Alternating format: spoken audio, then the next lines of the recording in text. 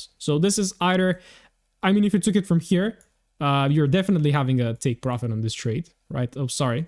If you took it like this, you're even having almost a 5R. Again, we're here not to take trades. We're here to learn. The market returns back, right? And actually technically takes out this high on the 1 minute. What caused this high to be taken? Is this higher low? What happens is the higher low gets smashed. The next question you ask is, okay, what actually caused this higher low to get smashed? You track it back, it's this.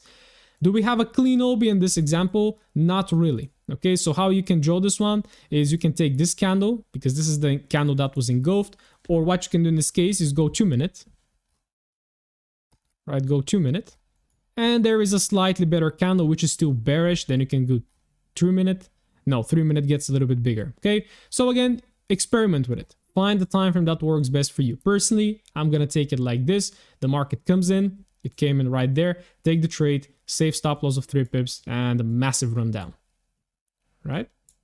So you see, we literally caught the top of the trend right there. Quality high, 15-minute trend change, boom. And again, not to say how many trades you can be taking along the way, but this again is our entry models, which we're not going to talk about. So dropping on the FOIC, once again, what do we have is we have a flow-hourly demand zone. The market is coming into the flow-hourly demand zone. Let's see what happens. Okay. By the way, I want you to right now go in and practice all supply and demand zones right there on the 15-minute, because they are tricky. This is where we broke right there. Okay. So how do you drop a demand zone right there? A supply, sorry. Well, I'm going to take it personally like this. Why? Because if I go right now on the 25-minute, this is probably going to be one candle. Okay. You can do it like this. To me, this is too refined, right? You can even do it like this. This is how the majority of my community does, because I've taught them to take bigger zones and then master their entries on the 1 minute right there. So if I just quickly drop to the 25, not really, right? So 24, 23, right? So there is a good one, right? So we have this bullish candle, and I'm always going to take the wick. So that's a proper zone. The market pushes down, it pulls back to 50%, but it doesn't tap our zone. Well, that's fine, no trade. What does it go on and do later? It causes a break of structure. What caused the break of structure? Well, have a look here. You have a little detail. So you have the bullish candle, bearish, then this candle throws a huge wick above and closes. So again, what you can do in this case is you can take the wick like that. You can take the wick like this, or you can take the whole candle, or go to the 25 and there is your candle. I mean, the 25 candle is, it's technically engulfed by this one. Maybe you do 24 minutes. Yeah, there it is. So 24-minute candle, bullish, fully engulfed, caused the break of structure. What you do? The market comes in right there, you drop to the 1 minute. Oh yeah, in this case, you did not get an entry because as the market aligned, I remember this trade, it just made the TC right there and it just forgot about us. So no trade. Do we care? No. We keep following the ranges. Okay. So this is actually practicing supply and demand, but I'm already marking up market structure as well. There is a break of structure. What caused this break of structure? Track it back. It's this guy. What is the supply zone right there? It's very clean. Bullish candle right there, but always also embrace the high. Okay, so don't take it like this so that you leave out the wick right there. Always embrace the high. The market pulls back, doesn't get in. Where did it get in? Inside this whole buy to sell. So this is why don't refine too much, right? But don't also make it way too big.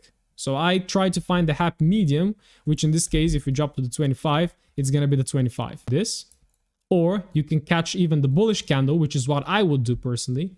Catch from the buy to sell, or 25 minutes. Not really.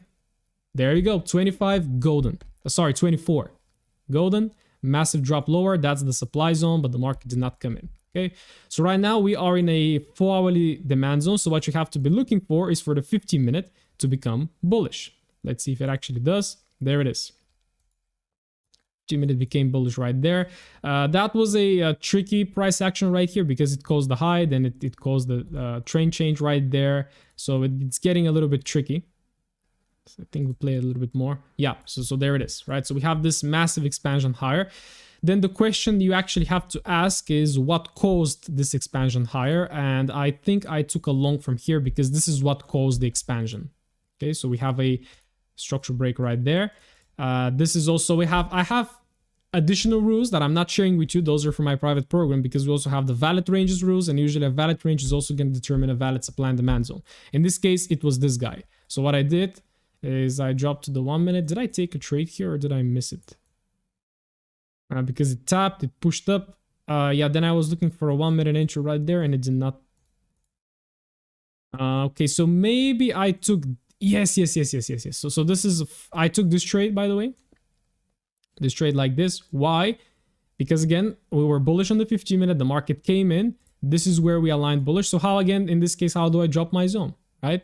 You can do this if you wish. In this case, it worked out great because this is the actual sell candle that was engulfed and massively pushed up.